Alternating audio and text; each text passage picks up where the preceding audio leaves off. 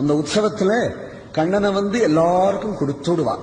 அர்ச்சகாள் கோவில் பெருமாளா இருக்க மாட்டான், எல்லாருக்கும் கொடுத்துடுவான். அங்க என்னன்னா இடைச்சிகள்லாம் பானை மேல பானை வெண்ணெய் உருட்டி வச்சேண்டி வெண்ணெய் வித்துண்டு வருவா.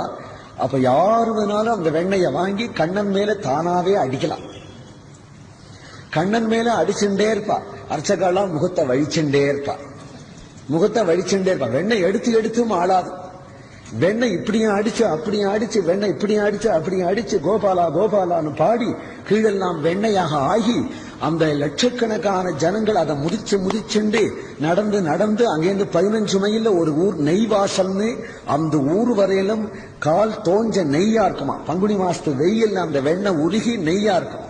அப்ப எவ்வளவு அந்த மன்னார்குடி டவுன்ல எவ்வளவு வெண்ணெய் கீழே சிந்திருக்கணும் தான். அப்படி ஒரு சமிருத்தியா கண்ணன் வருவான் தவழ்ந்து விளையாடு. அப்படி வரும்பொழுதோ யாரு பார்க்கட்டும், அந்த உள்ள வயசான கழுவிகளான சில பேர் பெருமாள் புறப்பட்டாச்சான்னு வரும், கேட்க மாட்டா. சுவாமி கிளம்பியாச்சான்னு கேட்க மாட்டா. சுவாமி புறப்பட்டாச்சான்னு கேட்க மாட்டா.